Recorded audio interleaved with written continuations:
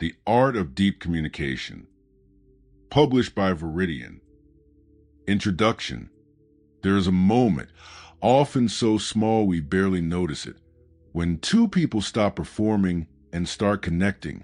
It happens in the pause before someone answers a hard question, in the way a friend leans in when you tell him something that matters, in the quieter eye contact across a crowded room that says, "I see you."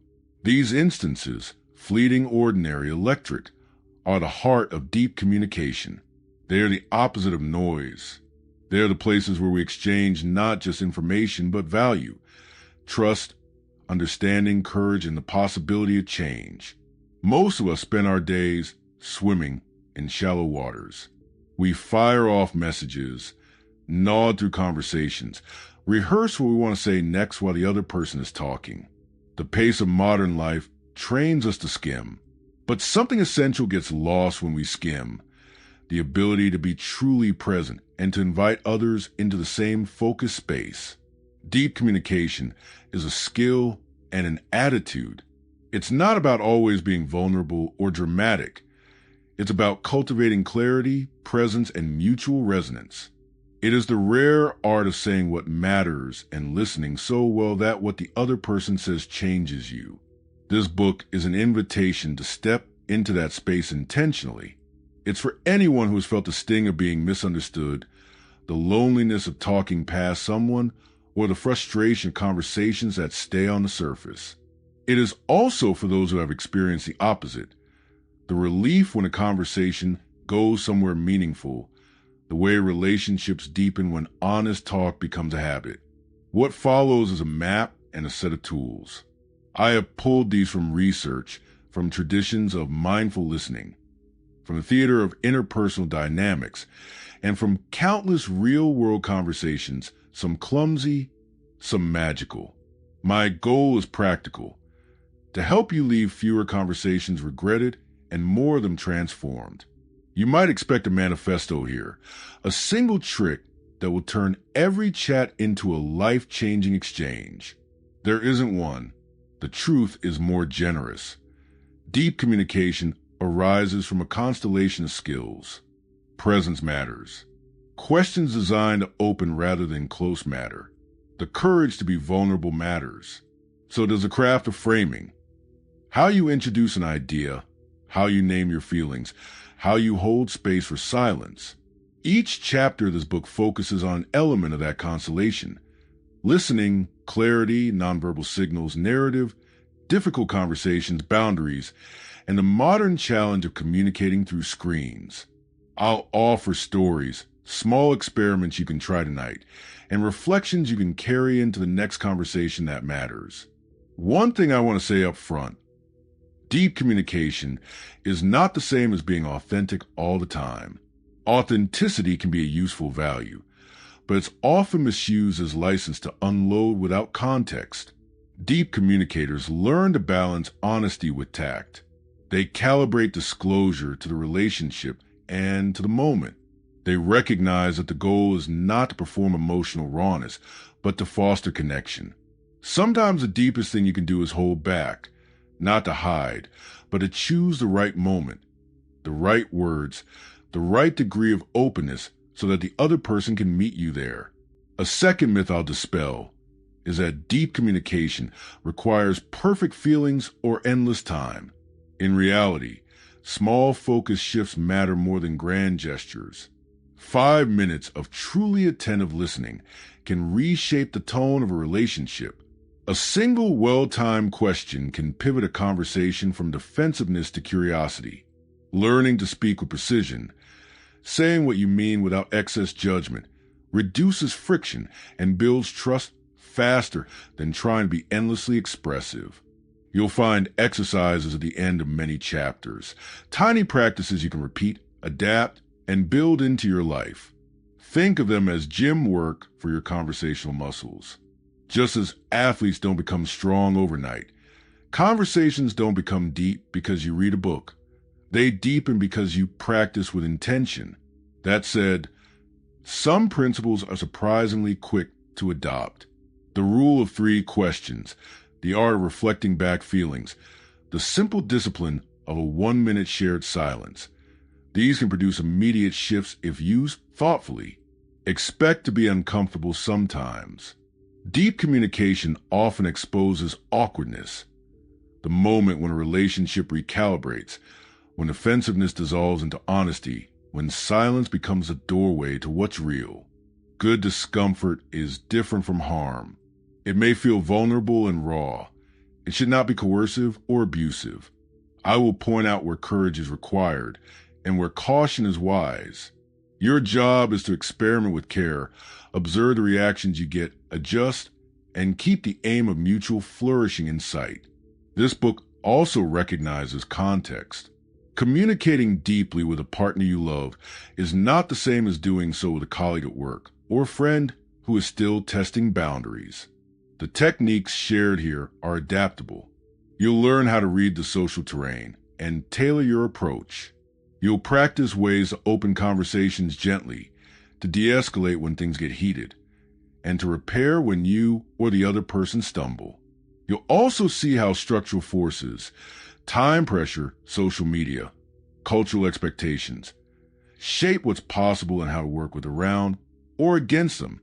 If you care about influence, persuasion, or leadership, you'll find this book useful too. Deep communication isn't merely about intimacy. It's about aligning action with values, about motivating people not by manipulation but by clarity and respect. Leaders who master these skills build teams that trust them and are resilient in the face of stress. Parents who learn to listen deeply raise children who feel seen. Friends who practice these habits create circles where honesty and playfulness can coexist. Finally, I'll be honest about one promise I cannot make. This book will not transform your relationships by itself. It will, however, hand you a lantern and a path. Walk it. Try one exercise. Notice what shifts when you listen without planning your reply. Notice what changes when you name your need instead of blaming. Keep a small journal of what works and what doesn't. Return to the pages when you need guidance. Over time, the habits will accumulate. You'll find that conversations you once feared become opportunities, moments where clarity replaces confusion, where empathy replaces suspicion, and where words do the work they were meant to do. So let's begin. Take a breath. Put your phone out of sight if you can. Imagine the next important conversation you'll have, an overdue talk with a partner, a feedback session at work, a heart-to-heart with a friend, and hold that image lightly. This book is written for that conversation.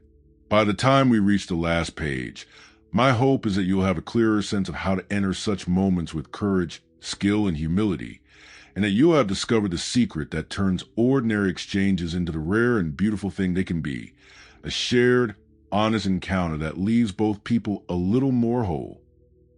Chapter 1. Presence is the quiet workhorse of deep communication. It doesn't flash like a clever line or dazzle like a dramatic confession. It's more like the steady hum of a well-tuned engine, unseen, continuous, and utterly necessary if anything else is going to function. When you enter a conversation with presence, you bring the single most precious resource the other person can receive, your undivided attention. Everything that follows grows from that simple gift. Most of us think of presence as something mystical or rare, a state you have when you're on vacation or after a long retreat. In truth, presence is a practice composed of tiny choices you make in ordinary moments. It begins with a decision to stop multitasking and to value the person in front of you more than the notifications in your pocket. That's it. The rest are techniques that help you keep that decision in action. Imagine two scenes. In the first, two colleagues meet in the hallway. One is half smiling, eyes flicking to his phone as he speaks, waiting to see if a message will arrive. The other nods and offers what sounds like encouragement, but the answers are short and ready-made. The exchange ends feeling functional.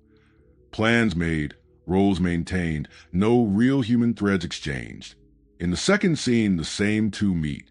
One folds his phone away, matches the other's pace, and lets a pause hang when it arrives. He doesn't rush to fill silence. He listens to the tone of words, not just their literal meaning. That pause invites something different to happen.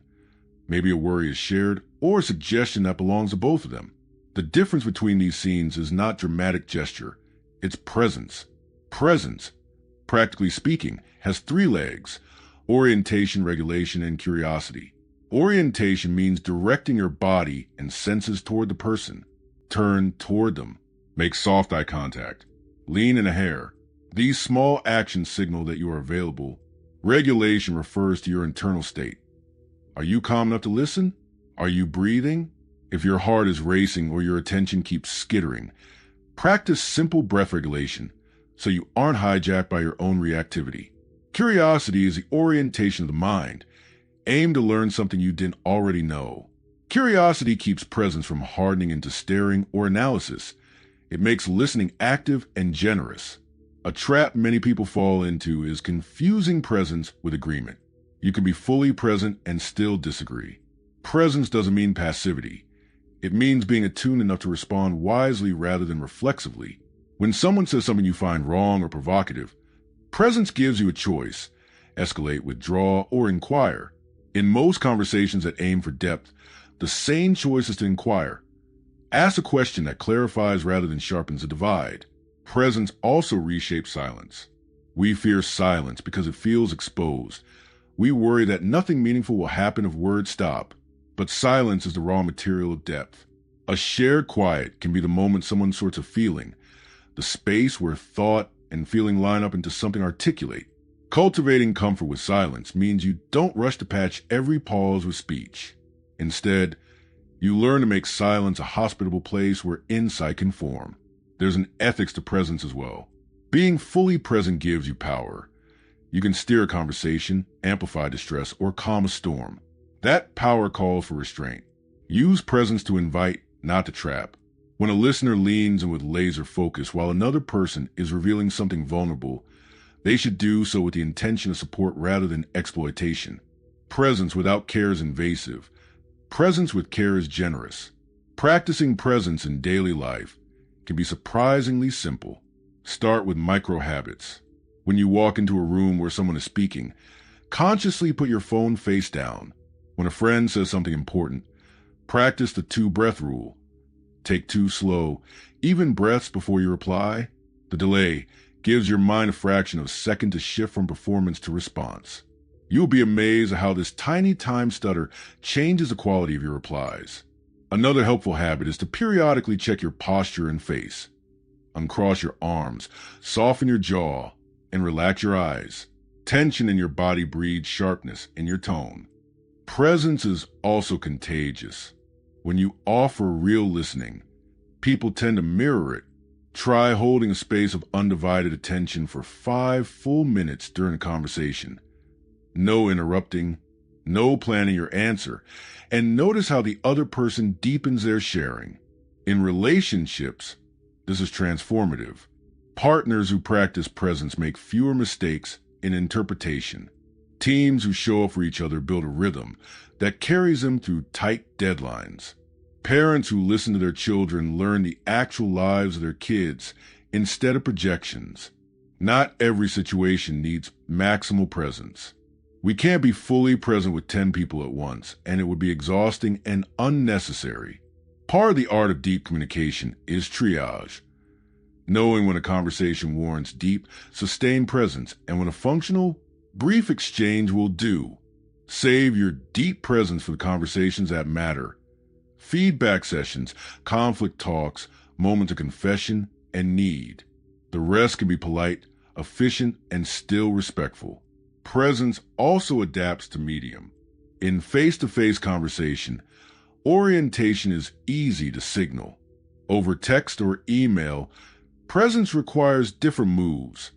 Timely replies, carefully chosen words, and explicit signals of attention like, "I want to give this the attention it deserves. Can we talk tomorrow for 15 minutes? Over voice or video calls, reduce other distractions and use naming to show attention. "I hear you saying," or "that sounds really hard." Adapting presence to the medium shows care and intelligence. Finally, presence is a muscle you build by practicing both attention and return. Give attention and also notice how people react. Do they relax, withdraw, Lean in, adjust. Presence without feedback is brittle. Presence informed by how others respond is flexible and humane. Exercise 1, 2 breath rule. For the next 3 conversations you have that aren't mere logistics, practice taking exactly 2 slow breaths before responding. Use the pause to listen, not to plan a rebuttal. After each conversation, jot 1 sentence about what changed. Exercise 2, 5 minutes of listening. Arrange a 5-minute conversation with a friend or colleague where you do nothing but listen. No questions to test, no advice unless asked. Afterward, ask the speaker what it felt like to be heard and what, if anything, they would want different. Presence isn't a destination you arrive at once. It's a daily appointment you keep with the people you want to matter to. It's a modest, repeated act of generosity that, over time, reshapes the texture of your conversations and the depth of your relationships. Start small, 2 breaths, 5 minutes, and notice how ordinary moments begin to gather weight. Chapter 2. If presence is the engine, questions are the steering wheel. They determine whether a conversation wanders in circles or moves towards something useful. Good questions open, poor ones close. The simplest way to think about the craft of asking is this. Aim to invite the speaker into clarity, not to trap them into defense. That rule alone shifts how you approach every talk. We're taught to prize answers. Schools, workplaces, and social media reward quick fixes and confident assertions. But depth rarely arrives as a finished answer. It often arrives through careful exploration, an unfolding that happens when someone is invited to name what they feel, to explain the shape of their thinking, to reflect on the stakes. Questions are the tools that make that unfolding possible. Start with a distinction between closed and open questions. Closed questions ask for a fact. Did you sign a report? They're useful for logistics, but deadening for intimacy. Open questions invite narrative or reflection. What was your experience of the meeting? The latter gives the speaker space to explain, feel, and surprise you. In deep communication, favor open questions by default and save closed questions for practical clarity. Not all open questions are equal. A particularly useful class are what I call discovery questions. Those that ask for specifics rather than abstract offenses. Compare, why did you do that? With what were you hoping would happen when you tried that? The first invites justification and often triggers shame or anger. The second invites someone to describe their intention and the context. Information you can work with. Why can be useful, but it's a blunt instrument. Use it sparingly and be ready for defensive blowback. Follow-up questions are where real skill shows up. A bad follow-up is the rapid-fire interrogation. And then what? And then what? It presses for content without regard for process. A skilled follow-up is reflective and selective. You mentioned feeling overwhelmed. What does overwhelmed look like for you right now? That question names an emotion and asks for concrete signs. Naming emotions is powerful because many people can describe behaviors more easily than feelings. When you help someone translate vague inner states into words, you give them a map. There's tremendous power in curiosity framed as humility. Phrases like, help me understand, or I'm curious about, lower a listener's guard. They signal that you're not there to judge, but to learn. Use them when the subject is sensitive. Help me understand what made that so hard. This posture of humble curiosity keeps the other person from feeling accused and encourages honest exploration. Timing matters. A brilliant question asked at the wrong moment becomes a grenade. If someone is still raw or defensive, a direct question about motives can feel like an ambush. Before asking, gauge the person's emotional temperature. Presence, the tool from Chapter 1, helps here. If the person seems tense, start with reflective statements. You sound tired, and then move into a gentle question. Would you like to talk about what's weighing on you? When in doubt, slow down. Depth is not a race. The art of sequencing questions is underappreciated. Build toward vulnerability. Start with something easily answerable, then move to more reflective prompts. For instance, in a performance review, begin with descriptive facts. What tasks did you enjoy most? Then ask interpretive questions. What does success look like to you in this role? Later, if the relationship is strong enough, you might ask, what do you wish I had done differently? That last question demands trust, so only ask it when you've built enough safety. Silence is your ally after a question. Many people rush to fill any pause, but when you ask something meaningful and then wait, you allow the person time to think. A well-timed silence often yields deeper answers and an eager follow-up. Resist the urge to rescue the conversation with your own story. Let the other person work. Queries can also be designed to change the frame of a conversation. If a talk has sunk into blame, ask a future-oriented question. If this were improved in 6 months, what will we notice? That moves energy from accusation to possibility. Similarly, if someone is stuck in negative loops, an agency question, what's one small step you could try? Shifts talk toward action and dignity. Beware of question stacking. When you ask multiple questions at once, how was the meeting? What did they say, and were you surprised? You create a mini interrogation where the speaker may answer only the easiest part. Keep your questions single and focused. If you need to get multiple points, space them out, using the person's response to guide the next question. There's also an ethical dimension to asking. Questions can be invasive. If someone is not ready to speak, pressing them with layered probes is coercive. Respect refusals. A simple, you don't have to answer that, can protect the relationship and keep the door open for later. Deep communication values consent as much as curiosity. Practice exercises sharpen your questioning muscle. Try the rule of 3 in low-stakes conversations.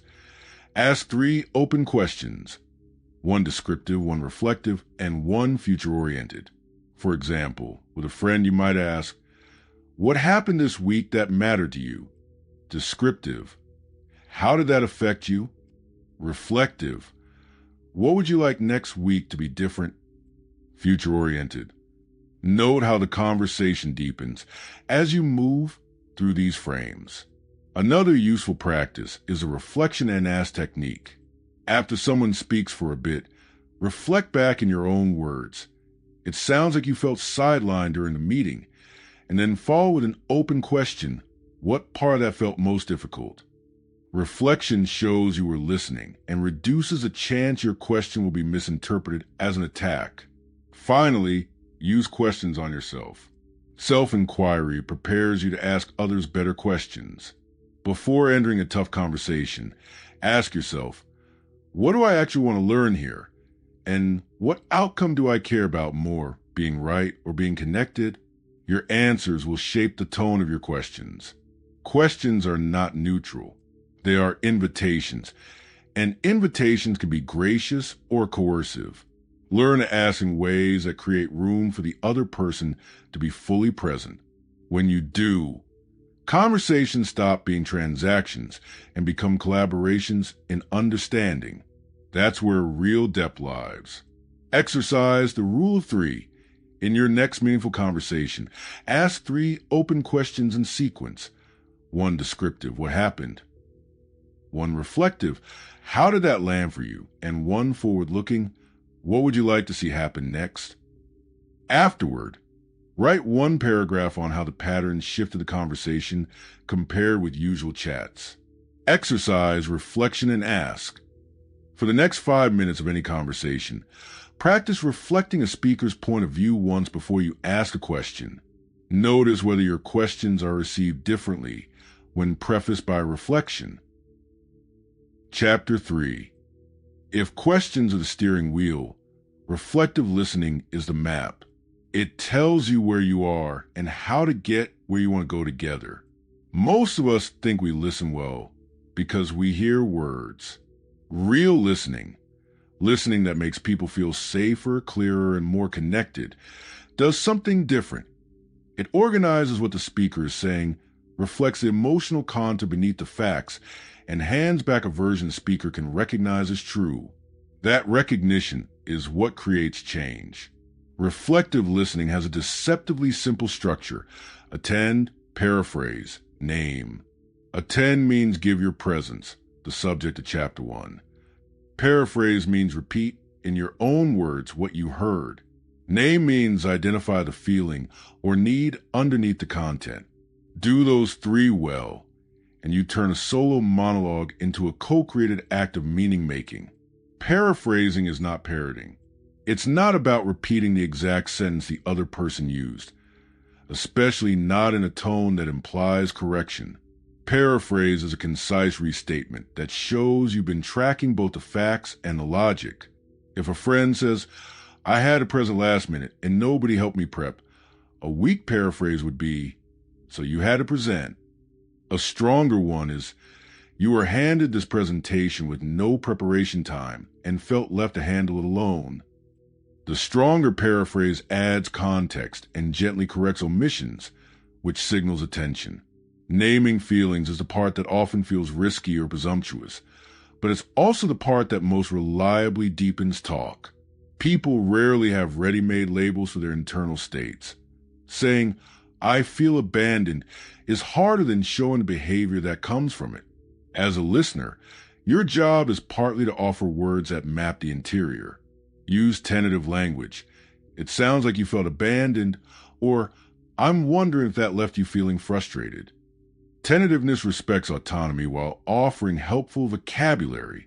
Often, when someone hears the right name for their feeling, relief follows immediately. The right label gives shape to what was diffuse and makes it talkable. Validation is different from agreement. You can validate someone's experience without endorsing their interpretation or choices. Validation says, "What you felt and perceived matters and makes sense given what you knew." That's powerful because it reduces shame and loneliness. Say someone confesses a mistake. Your impulse may be to point out errors to fix things. Before fixing, try validation. "I can see why you did that. You were under a lot of pressure." Once someone's felt understood, they are much more likely to listen to feedback without shutting down. Empathy is a practice muscle. It doesn't require you to have been through the exact same event. It asks you to use imagination and humility. A useful practice is the 3 echoes. First, echo back the gist of the story. Second, echo the emotion. Third, echo the implication, what this means for the person's life or next steps. For example, "You missed the deadline," gist. "That must have been embarrassing and stressful." Emotion. "Sounds like it's making you worry about how others see your competence." Implication. This pattern scaffolds understanding and signals care without collapsing into advice. Boundaries within empathy are crucial. Some people need to vent. Others need solutions. Reflective listening involves checking in rather than assuming. After reflecting, ask, "Would you like my thoughts on this? Or do you want to just listen?" That one sentence keeps the listener from hijacking the space with their own agenda. Respecting this choice is itself a deep act of care. Nonverbal mirroring supports reflective listening. Subtle gestures, matching breathing pace, mirroring posture, nodding, tell the speaker you're emotionally tuned. But beware mimicry that feels mocking or mechanical. The goal is resonance, not mimicry for its own sake. Eye contact that's relaxed and intermittent, an open posture, and a face that acknowledges pain or relief all help the other person feel seen. There are common pitfalls to avoid. First, problem-first responses. When someone shares, our default is to solve. "Here's what you should do." Even when solutions are helpful, offering them too soon communicates that you prioritize fixing over understanding. A better sequence is reflect, validate, ask for permission to advise. Second, story stealing. Shifting the conversation to your similar experience too quickly. "Yes, But listen to what happened to me often pulls attention away and minimizes the speaker's uniqueness. If you do have a relevant story, preface it. I had a similar thing happen. Would you like to hear how I handled it? Or would you rather I stay with you here? Third, moralizing or minimizing. Phrases like, it's not that bad, close down talk. They make people feel unsafe to explore the real depth of their feelings. Reflective listening is especially helpful in conflict. When two people feel hurt, each often talks louder and faster, attempting to be right. Reflective turns a volume down. It forces the heat out of the argument because being mirrored reduces the need to keep proving a point. Try this. When the other person is speaking, reflect back their position and emotion, then ask if you got it right. Something like, so you feel betrayed because I canceled plans and it made you think I don't value you. Am I getting that? The act of checking reduces assumptions and invites correction, which is productive. There are practical ways to build these habits. One gentle exercise is the 2-minute mirror. Sit with someone for 2 minutes. One person speaks for the full 2 minutes about something small but meaningful. No interruptions. The listener then paraphrases and names the feeling for 1 minute. Switch roles. Keep the paraphrase short. The goal is accuracy, not commentary. This drill trains restraint and precision. Another useful practice for groups is the round-robin reflection. In meetings, after someone shares an idea or concern, go around with one-sentence reflections rather than immediate critique. This slows the group and builds shared understanding before evaluation. Teams that adopt this pattern report fewer misunderstandings and more creative solutions. As with any conversational tool, measure impact. After an intense reflection, check in, how was that for you? Did I get close or did I miss something? These meta questions build trust and help you calibrate. Over time, people will notice and name the change. You really listened. That's the complement of mastery in this domain. Exercise 2-minute mirror. Practice the 2-minute mirror with a friend. One person speaks for 2 minutes. The other paraphrases and names the feeling for 1 minute. Switch roles. Do this 3 times within a week and note any differences in how you approach disagreements. Exercise validation script. For the next week, when someone shares an emotional complaint with you, start your response with a validation sentence. I can see why you feel that way. Follow it with a brief paraphrase. Then ask if they want advice. Reflective listening is not a trick. It's a humble partnership. It says implicitly, you are worth the work it takes to understand you. When people feel that, they naturally loosen the defenses that block honesty. Conversations become less about winning and more about finding the map together. That's the heart of depth. Chapter 4. Words carry meaning, but the body and voice deliver the emotional freight.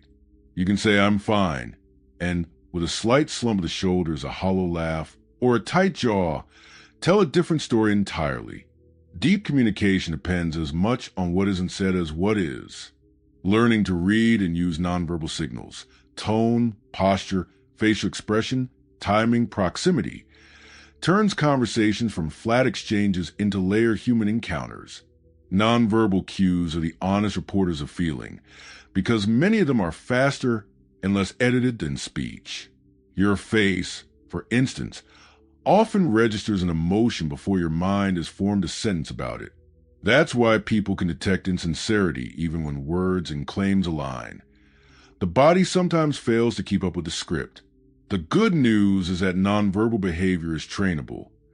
Both the skill of noticing other people's signals and the craft of aligning your own body and voice to say what you mean. Start with congruence. Congruence means your words, tone, and body send the same message. When congruence is present, people rarely doubt you. Think about someone offering an apology. A genuine apology arrives with softened eyes, a downcast or humble posture, and a voice that carries weight. Not a brisk, defensive tone. When your verbal content and nonverbal delivery match, You create trust. When they don't, you create confusion, suspicion, and sometimes resentment. Voice is a powerful, underused instrument. The same sentence can invite connection or push someone away depending on pitch, pace, and volume. Slow your pace when you want people to reflect. Quicken it slightly to convey excitement. Lower your pitch a touch to convey seriousness. Raise it to convey openness or curiosity. Pauses, again, are meaningful. A well-placed pause before a critical sentence gives it gravity.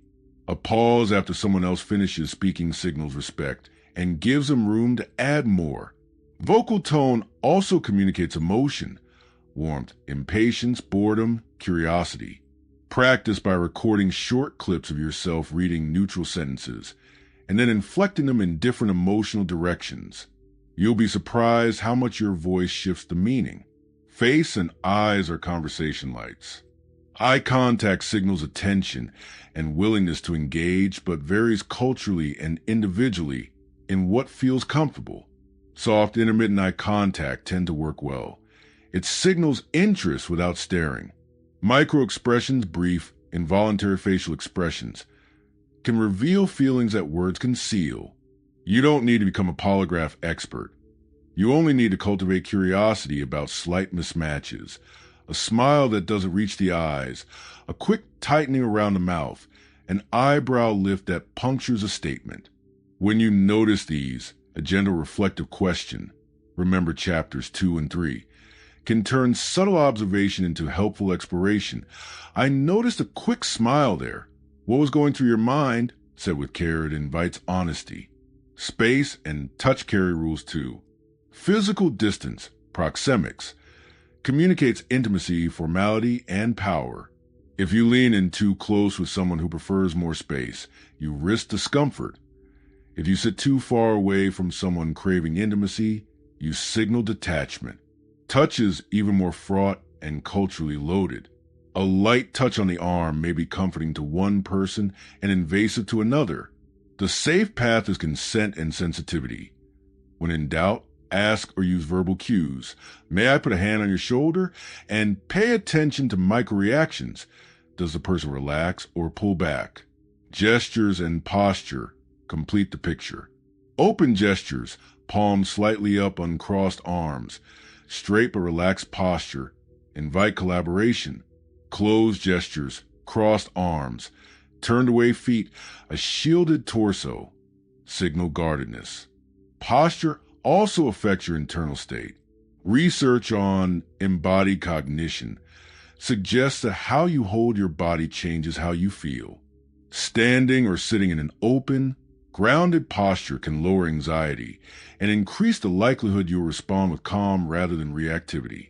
In short, your body is both a signal to others and a tool you can use to regulate yourself. Mismatches between verbal and nonverbal signals are where attention becomes most useful. If someone says they're okay, but their voice is thin and their shoulders are tight, lean into that discrepancy with tentative curiosity rather than accusation. You say you're okay, and I'm noticing your voice sounds strained. What's really going on is an adjustment that keeps the conversation safe and honest. People often want to be seen beneath their polite scripts. Noticing the mismatch honors that. Nonverbal communication also adapts to medium. On video calls, camera framing, lighting, and eye position matter. Position your camera at eye level so you read faces naturally. Keep your face well lit so micro-expressions are visible. On the phone, you lose visual cues, so tone becomes even more critical. Slow down, articulate, and name emotions explicitly. In text and email, nonverbal cues vanish, so you must apply clarity through punctuation, sentence length, and explicit signals. Name your emotion. I'm feeling worried about this. And state your intended tone. I mean this kindly. Emojis and short clarifying phrases can help, but they are poor substitutes for real presence when stakes are high. Reading nonverbal cues comes with ethical responsibilities. Spotting someone's discomfort doesn't make you an automatic diagnostician. You're not required to fix everything you notice. Sometimes the right move is simply to acknowledge, You look tired. Do you want to pause? Other times, it's to ask permission to probe. You seem quieter than usual. May I ask about that? Always let the other person lead the depth of disclosure. Be careful about overinterpreting signals. Humans are noisy systems. A furrowed brow might mean concentration. A quick glance could be distraction. A crossed arm could be cold. Use nonverbal cues as hypotheses rather than conclusions. Tools for curiosity, not ammunition for judgment. Reflective listening, Chapter 3, pairs powerfully with nonverbal noticing. Name the behavior as observation, not verdict. I noticed you looked away when I mentioned the deadline. What was that like for you? Finally, harness nonverbal communication to help prepare. After a misstep, your tone and posture can soothe far more effectively than a string of rational explanations. A soft voice, an open posture, and controlled breathing communicate contrition and openness to repair. If the other person needs space, match that by creating distance. If they need closeness, offer it with consent. Repair is often less about perfect words and more about consistent, congruent signals that say, I see you, I regret this, and I'm willing to try differently. Exercise, mirror, and record. Record a 60 to 90-second video of yourself describing a neutral event. Play it back and note 3 nonverbal things you notice: posture, eye contact, tone. Try the same script twice. First with closed posture, second with an open one, and compare how the message lands. Exercise, micro-observation. For the next 3 conversations, pick one nonverbal channel to notice: voice, eyes, posture. Spend the first minute simply observing without commentary. After the conversation, write one sentence describing what the cue seemed to reveal and one question you might ask next time to explore it gently. Exercise, congruence check. Before your next important talk, take 30 seconds to align your body and voice with your intent. Breathe twice. Soften your jaw. Place your feet grounded and say your opening sentence slowly once. Notice whether the congruence makes your first few lines land differently. Nonverbal skill isn't about becoming a detective or performance artist. It's about growing more honest, present, and humane. When your posture, voice, and face match your words, you make it easier for others to meet you in truth. When you notice and respond to the subtle signals of others, you offer the quiet kindness of being seen. That is the invisible architecture of deep conversation. Chapter 5. Humans are meaning-making machines. We live in stories. When you tell a story, you give someone a scaffold to understand experience, motive, and consequence. When you listen for the story beneath the facts, you discover patterns that explain why people feel and act as they do. Narrative is one of the most powerful tools in the art of deep communication, because it organizes complexity into something shareable, memorable, and often transformable. Stories have a simple advantage. They carry emotion and logic together. A list of complaints about a job is just noise. A short anecdote about the day you sat across from a manager who dismissed your idea gives shape to that complaint and invites empathy. Stories help people see themselves in a situation, and, crucially, they can make abstract principles concrete. That's why leaders tell stories to create culture, why therapists invite clients to reauthor their past, and why lovers recount small episodes to remind each other shared meaning. Learning to tell better stories and to listen for them will deepen your conversations. Start with structure. A good conversational story is compact and purposeful. It usually contains a few clear elements: context, where and when, the inciting moment, the pivot, an action or reaction, and a brief reflection on what it meant. You don't need a novelist's arc. Brevity is often kinder in everyday talk. Instead of narrating every detail, distill the scene until only the pieces that illuminate your point remain. For example, at Tuesday's meeting context, I suggested an idea and was interrupted, inciting moment. I held my ground and clarified my point action, And afterwards, I felt both proud and anxious because I worried about being seen as combative reflection. That compact shape gives listeners enough to empathize without losing attention. Tone matters. Storytelling isn't performance. It's an offering. When you tell a story with humility, curiosity, and vulnerability, you invite others to share theirs. Overly dramatic or polished anecdotes can feel like showboating and shut people down. A useful rule is to ask, am I telling this to connect or to convince? If connect, lean into specifics that humanize rather than grand narratives that aggrandize. Specifics, sensory details, a sentence about posture, a concrete quote, make stories vivid and relatable. He rolled his eyes and said, "We don't have time for this," is far more evocative than "he dismissed me." Metaphor and image are cousins of story. When someone describes feeling like a hamster on a wheel, they've given you a metaphor rich with meaning. Monotony, exertion without progress, entrapment. Naming the metaphor back can open a room for deeper exploration. Hamster on a wheel. That sounds exhausting. Where does the wheel sit in your life? Metaphors compress complex emotional states into single images, and those images become handles for conversation. Teaching yourself to catch metaphors is a small practice with large payoffs. Listening for narrative patterns in others is as important as telling your own. People often repeat the same plot line in many contexts. I try hard and get overlooked. I get excited then self-sabotage. I don't want to burden others, so I suffer in silence. When you notice a repeated plot, gently name it as a pattern and invite reflection. I hear versions of this story several times. What do you think is a thread that keeps repeating? That kind of noticing helps people step back and see themselves with a little distance, which is a first move toward change.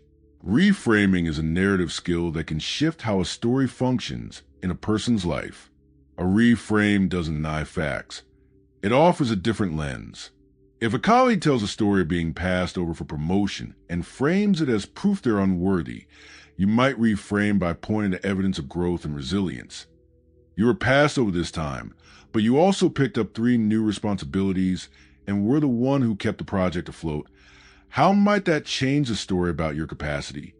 Reframes that honor emotional truth while expanding the interpretive frame are the most helpful. Avoid reframes that sound like platitudes. They should feel plausible and grounded in observable behavior. There is also power in co-creating a future story. When someone is stuck in grievance, invite them to imagine a 6-month story headline. Imagine it's June and this problem is resolved. What would the headline read? This future-oriented narrative shifts energy from complaint to agency.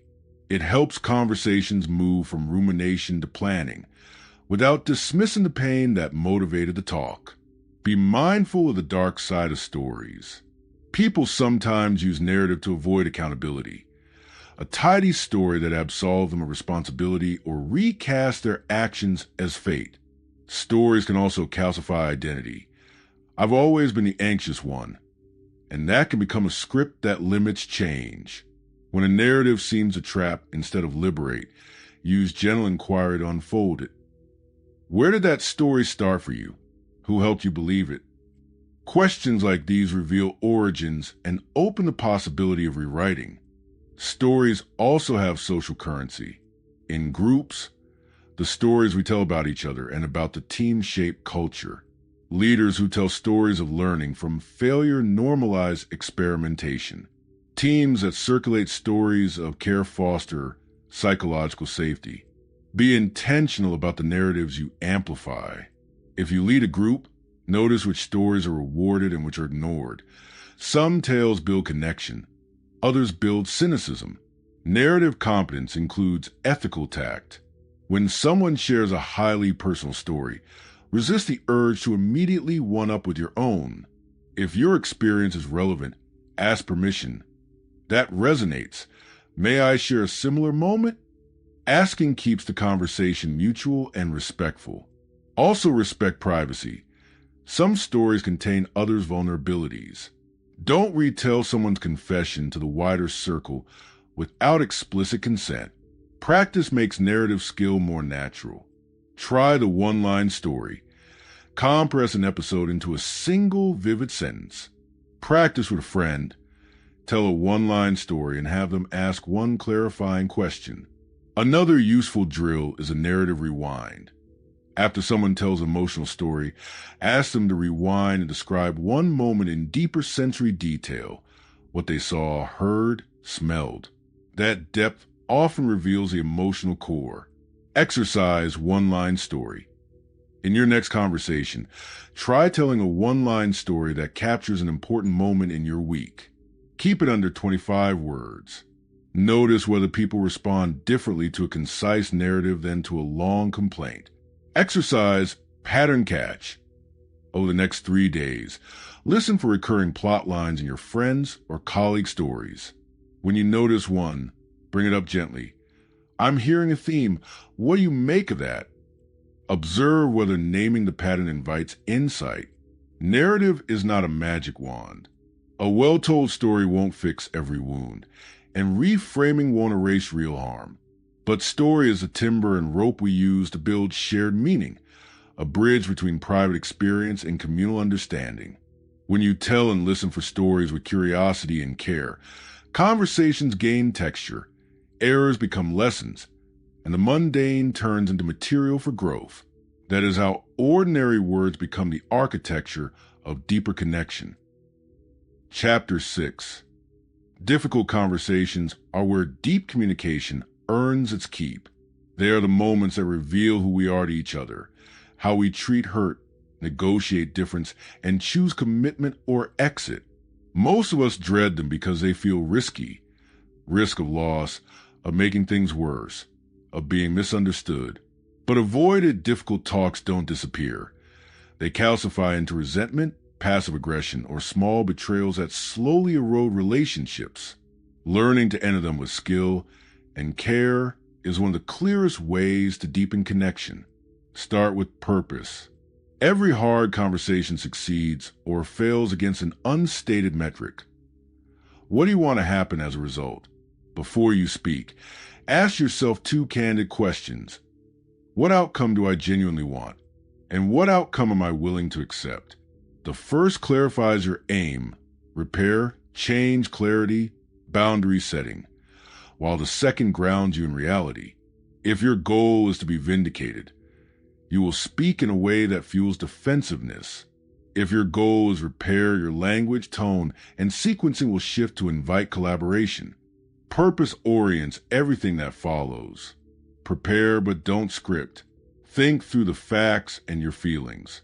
Name them in short sentences you can return to when emotions run high. I felt ignored when plans change without a heads up. But avoid writing a speech to deliver. That invites performance and reduces responsiveness. Preparation is about clarity of intent and options, not about winning an argument. Open with care. The first lines matter more than we imagine. Start with your purpose and an invitation. I want to talk about something that mattered to me. Are you open to a 10-minute conversation?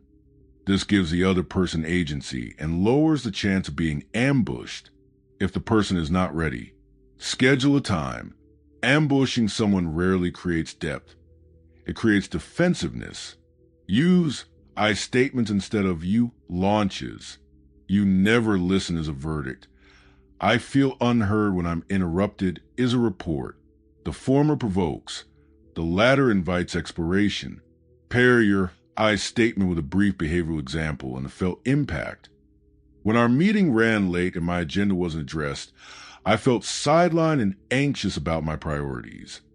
This pattern makes it harder for the listener to dismiss your experience as mere drama. Hold the line between truth-telling and blame. Truth-telling means offering your honest perception. Blame means assigning a character defect as the cause. Statements that begin with facts and end with feelings avoid moralizing. If you must point out a misstep, describe the behavior, the impact, and the change you like. When you left without telling me, I was embarrassed in front of our friends. Next time, would you tell me if you need to go early? This keeps the request actionable rather than accusatory. Anticipate and manage reactivity. Emotions are contagious. If the other person raises their voice, name it calmly. I'm noticing your voice has gone higher. Are you feeling defensive? Naming emotion is not an accusation. It's a pathway back to regulation. If you feel your own chest tighten, use a timeout protocol. Briefly pause, breathe, and either continue or suggest a short break. I can feel my frustration rising. Can we take 5 minutes and return? Timeouts are not avoidance when they're used to restore clarity. They're repair tools. Listen like it matters. After you speak, stop. Give space for the other person to respond without interruption. Use the reflective listening skills from Chapter 3. Paraphrase their view, name their feelings, and ask if you've got it right. People often mirror the compassion they receive. If they are defensive, your willingness to understand can lower heat quickly. If they apologize, listen for sincerity. What changes do they propose? If they don't apologize, notice whether they can at least offer an explanation or willingness to understand. Apologies matter, but so does restoration. A good apology acknowledges a harm, accepts responsibility without excuses, and offers a concrete plan to make things better. I'm sorry I left without telling you. I was overwhelmed and that was thoughtless. Next time I'll tell you, or check if it's okay to leave early. Specifying repair is essential. Vague remorse rarely heals. If you are on the receiving end of an apology, accept it when genuine and test for follow-through. Forgiveness is a process, not a transaction. Know when to bring others in. Some conversations benefit from a mediator when power dynamics, history of harm, or high stakes make direct talk unsafe. A neutral third party can hold the structure, enforce fairness, and translate language. Choosing mediation isn't weakness. It's strategic care when people need support to stay present. Set and defend boundaries gently but firmly. Boundaries are not punishments. They are statements of what you'll accept and what you won't. Use behavioral boundaries when possible. I'm happy to discuss this, but I won't stay in a conversation where names are called. If that happens, I'll leave and we can reconvene when we can talk respectfully. Behavioral boundaries protect the relationship precisely because they prevent the slow burn of tolerated abuses. Repair after rupture with concrete acts. Words are necessary but rarely sufficient. If you broke trust, consider what concrete step equals the magnitude of harm. Transparency about calendar changes, sharing progress on a promised task, or checking in regularly. Track small wins. Over time, consistent follow-through rebuilds what a single apology cannot. Attend to timing and context. A difficult conversation in the middle of a crisis, or while someone is sleep-deprived, is less likely to succeed. If the content can wait, choose a calmer moment. If it's urgent, abuse, safety, structural injustice, it needs to be raised immediately and with appropriate support. Always use absolute calendar dates when scheduling. Can we talk tomorrow at 7 p.m.? Rather than sometime soon, which invites postponement. Remember that digital mediums change everything. Text and email are poor tools for conflict because they strip voice and nonverbals. Use them only to schedule or to state simple facts. If a conflict begins in text, suggest a call or a face-to-face as soon as feasible. When you must use text, logistics, reminders, be extra clear about tone and intent. Practice humility and curiosity as default stances. Entering a hard talk with the honest posture of, I might be wrong about parts of this, invites collaboration. Ask questions that seek understanding rather than score points. Help me understand your perspective. Often coaxes information that diffuses assumptions and reveals shared aims. Difficult conversations are also opportunities. They are the doorway to deeper trust if handled well. When both parties risk honesty and also risk compassion, the relationship can move from performative politeness to real intimacy. The work you do in these moments, preparation, clarity of purpose, careful listening, rapport, has outsized returns. It turns conflict into curriculum and fracture into growth. Exercise, draft the opening. Think of a conversation you've been avoiding. Write a 1 to 2 sentence opener that states your purpose and request time. I need to talk about X. Are you open to 20 minutes tomorrow at 6 p.m.? Keep it simple and schedule it. Exercise, I statement drill. Take a recent grievance and rewrite it 3 times using increasing specificity and behavioral language. For example, I felt ignored becomes, when you checked your phone during our dinner, I felt ignored because I prepared to share something important. Exercise, timeout protocol. Agree with a partner or friend on a timeout signal and a 5-minute reset rule. Practice using it in a low-stakes disagreement and note whether it reduces escalation. Difficult conversations will never be effortless, but they will become less punishing and more generative with practice. The goal is not an argument-free life. It's one where the hard stuff is handled with care, so that what remains between people is trust, not residue. When you learn to speak honestly, listen brave, and repair with actions, the most frightening talks become the ones that change everything for the better. Chapter 7. Vulnerability is the secret oxygen of deep communication. It's the thing people praise and fear in equal measure. The move that can either tenderize a relationship or leave you feeling exposed and raw. To talk about vulnerability honestly, we need to do 2 things at once. Strip away the romance and name the craft. Vulnerability is not theatrical confession. It's purposeful disclosure calibrated to the relationship, the moment, and the outcome you want. First, a reality check. Vulnerability is risky. Saying what you truly think or feel can change how others see you, and sometimes that change is painful. If you bring a tender thing into a room that is not safe, you can be met with ridicule, indifference, or exploitation. That's not a reason to hide forever. It's a reason to be strategic. Deep communicators weigh risk, not to avoid vulnerability entirely, but to choose where and when to expose what matters. There are 3 kinds of vulnerability that tend to show up in conversation. The first is emotional vulnerability, naming feelings that are messy or socially awkward. Fear, shame, longing.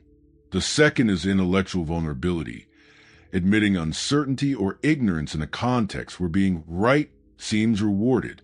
The third is moral vulnerability, owning a mistake or a value conflict that makes you look fallible. Each kind opens space for different responses. Emotional vulnerability invites comfort or shared feeling. Intellectual vulnerability invites collaboration and curiosity. Moral vulnerability invites repair and trust building. Being mindful of what you're offering helps you predict both the possible reward and the potential cost. Calibration matters more than courage when it comes to sustainable vulnerability.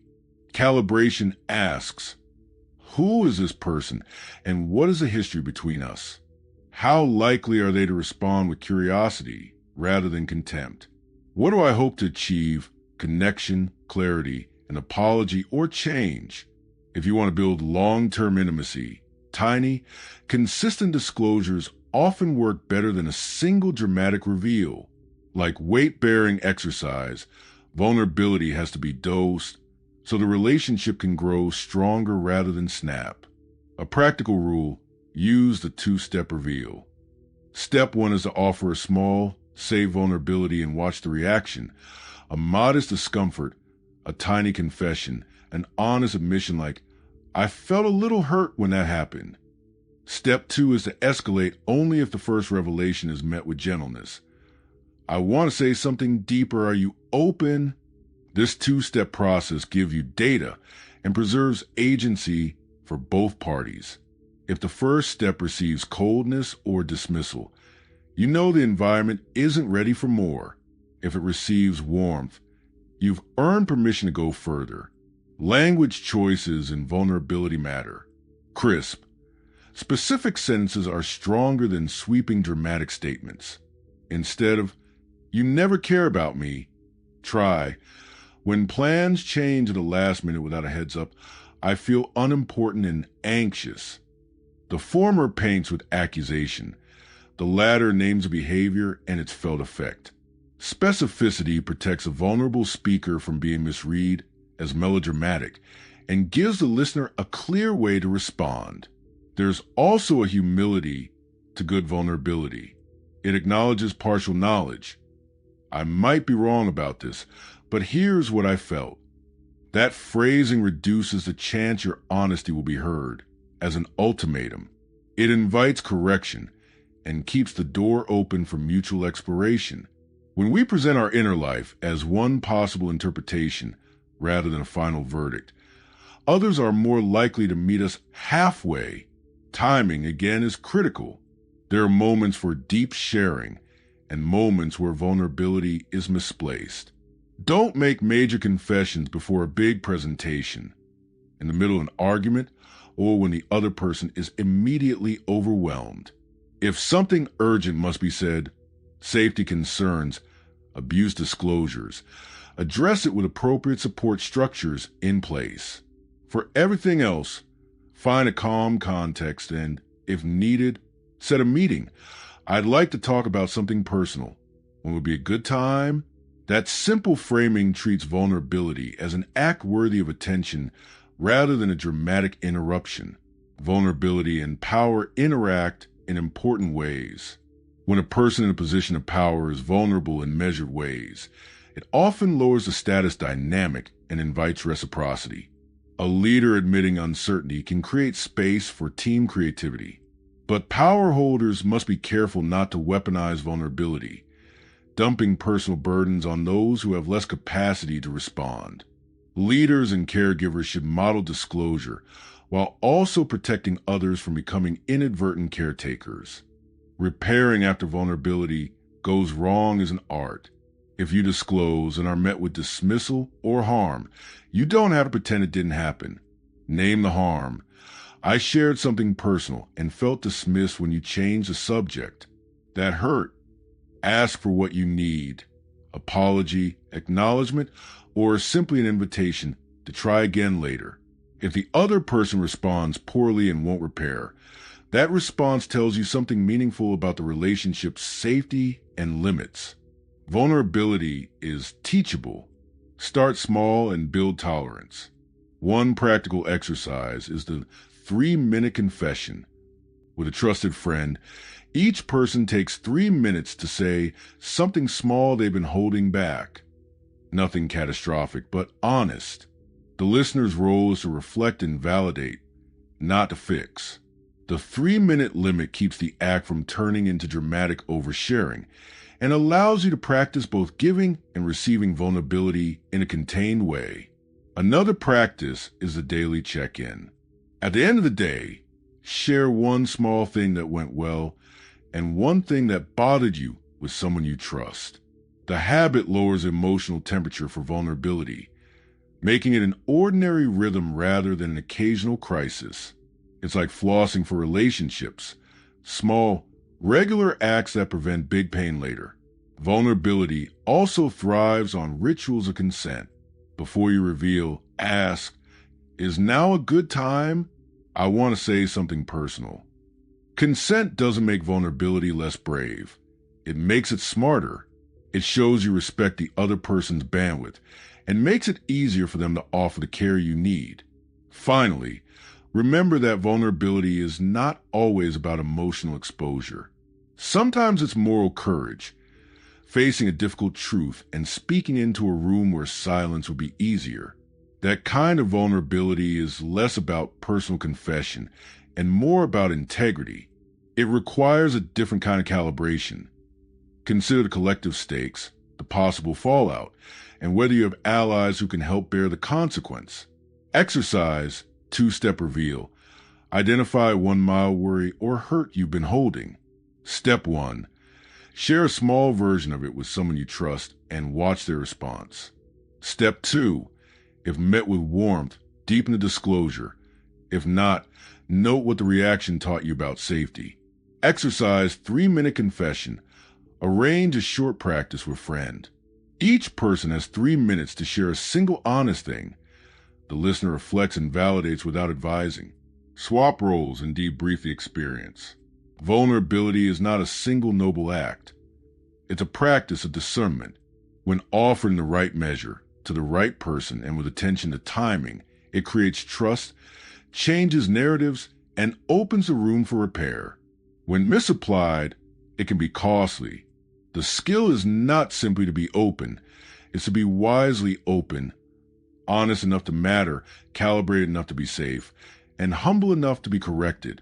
That combination is what turns courage into connection. Chapter 8. Trust is a currency that makes deep communication possible. Without it, words are suspect, intentions are discounted, and every conversation carries the weight of proof. With it, small gestures compound into a climate where honesty is rewarded, risk is manageable, and hard truths can be spoken without crashing a relationship.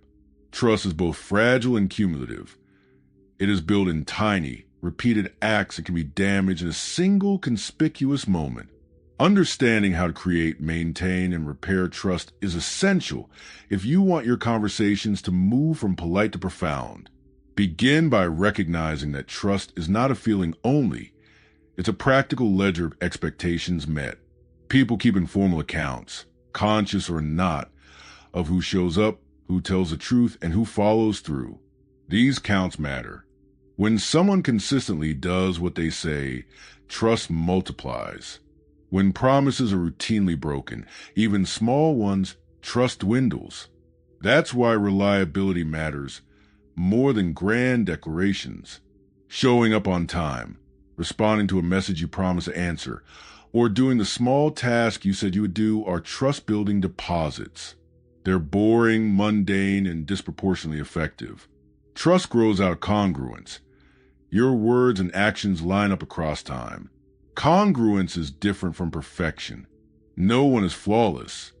We all mess up. Congruence is the habit of aligning intent with behavior and making amends quickly when you fail. It's the difference between someone who is occasionally late because life is messy and someone who is late and never acknowledges it. The latter erodes trust because the mismatch accumulates. If you want to be trusted, get used to the small discipline of showing consistency in the things that matter to the other person. Transparency fuels trust. People don't require full disclosure of every inner thought, but secrecy and evasiveness often breed suspicion. When situations are messy or you can't meet a commitment, tell the relevant person early. I won't be able to finish that by Friday. Can we shift the deadline? Is a trust-preserving move. It communicates respect for the other person's planning and an awareness of impact. Similarly, if you're unsure about something, name it. Admitting limits, I don't know, but I'll find out, is more trustworthy than pretending certainty and being later exposed. Confidentiality is a trust multiplier. When someone shares something vulnerable with you, treat it as sanctified unless they explicitly say otherwise. Gossiping or retelling a private confession, especially in ways that blur the speaker's dignity, damages not only the direct relationship, but also your reputation. People notice who keeps confidences. That pattern determines whether they will risk being vulnerable with you again. If you must share someone's story for safety or necessary collaboration, ask permission first or anonymize details. Consent about circulation is part of ethical trust-keeping. Micro-promises are a practical technique. They're small commitments you make intentionally to build reliability. A text saying, "I'm on my way," a calendar invite that you actually accept, a follow-up note after a meeting. Set a rule for yourself. If you say you'll do something that will take under 5 minutes, do it immediately. This reduces friction and the cognitive load of unfinished commitments. The habit trains both your environment and your brain to expect follow-through, and that expectation breeds trust. Trust is also a two-way street. Demanding it without giving it is corrosive. If you want other people to be open with you, practice the behaviors you expect. Be punctual, honest, and discreet. Offer small permissions for the other person to be fallible. I know you're juggling a lot. If a deadline slips, tell me and we'll reprioritize. Models an environment where honesty is safer than concealment. Leaders who do this with teams create cultures where problems surface early and get solved before they metastasize. Repair rituals matter. When trust breaks, the pathway back is predictable yet requires sincerity and consistency.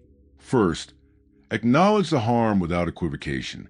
Name what happened and the impact on the other person.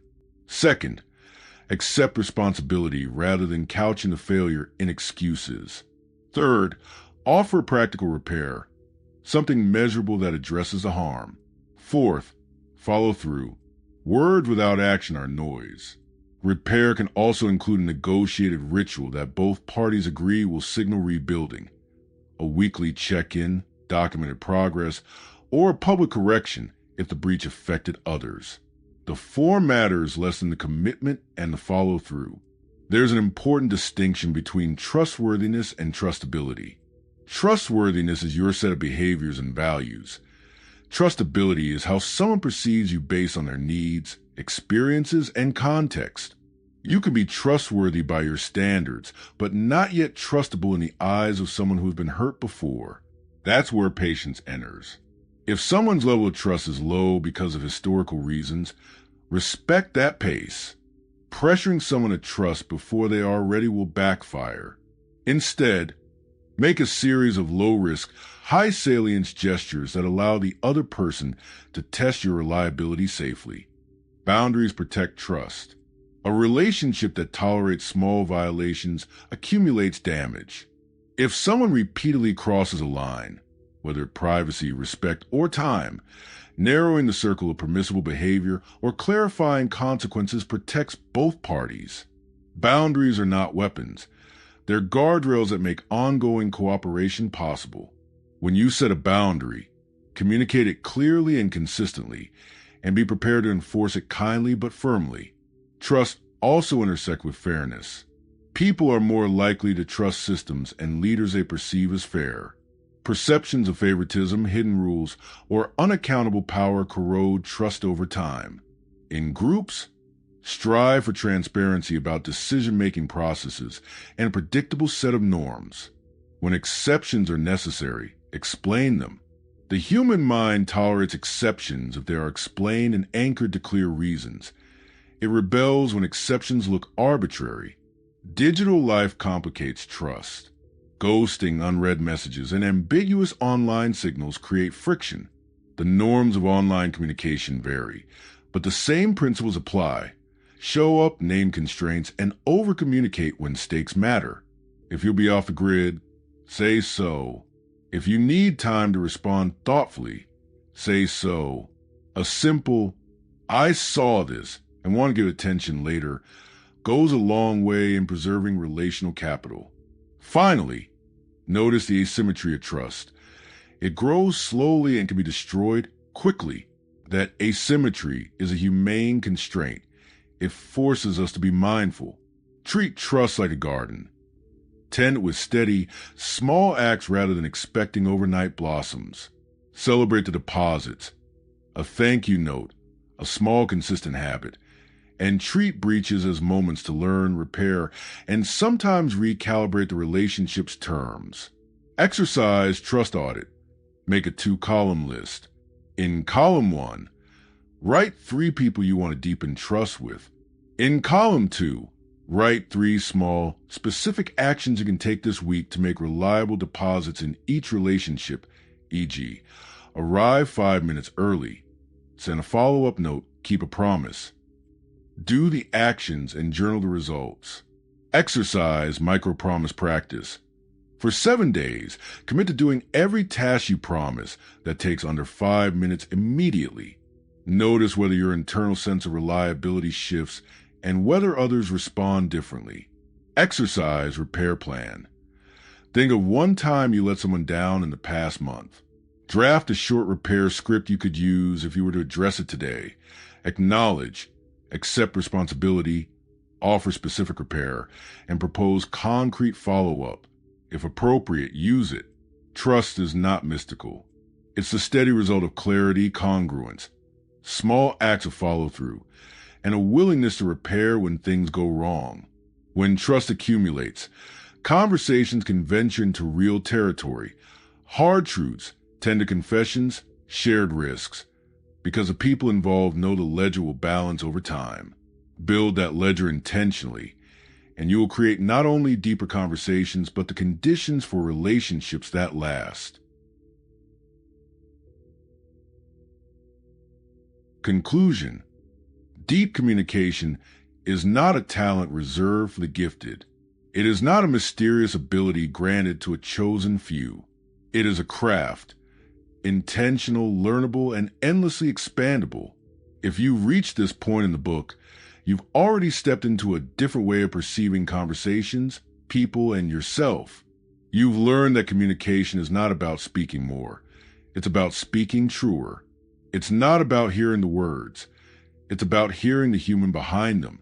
Throughout this journey, you've seen how silence can reveal more than noise, how presence can change the emotional temperature of a room, and how small shifts, slowing down, asking better questions, revealing a little more of your inner world, can transform the quality of your relationships. You discover that depth isn't dramatic. It's subtle. It shows up in the pause before answering, in the courage to admit uncertainty, in the decision to care even when it's inconvenient. Deep communication requires intention.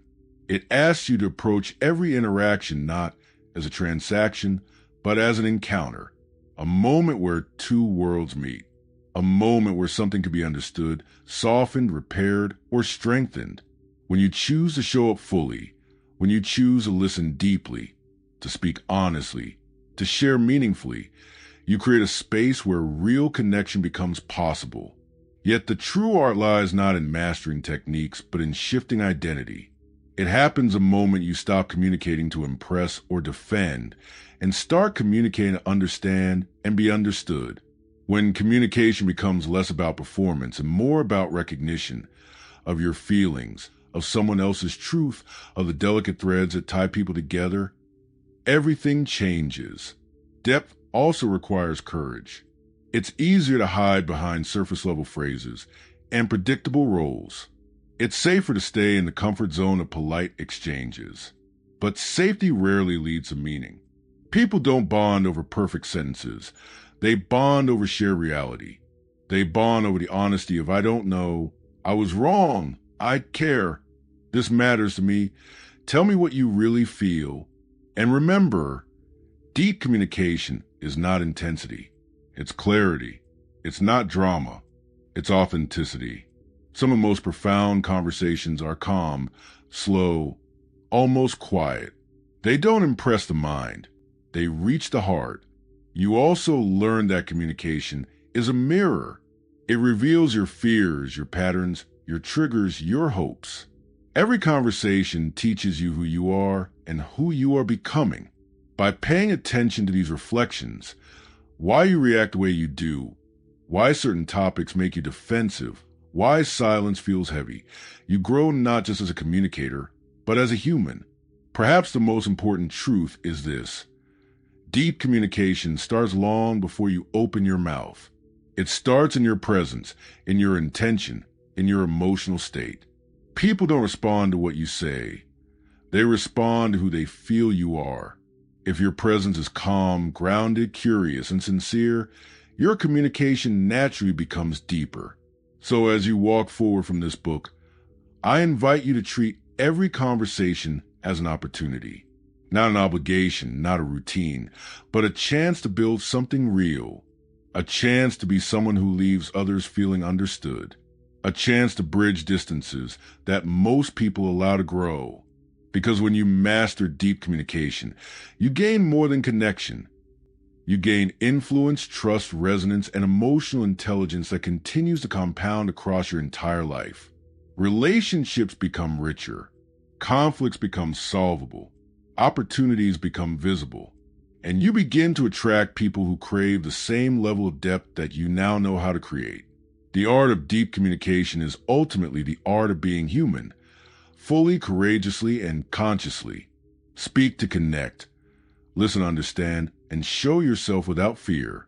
And watch how your world changes, one conversation at a time.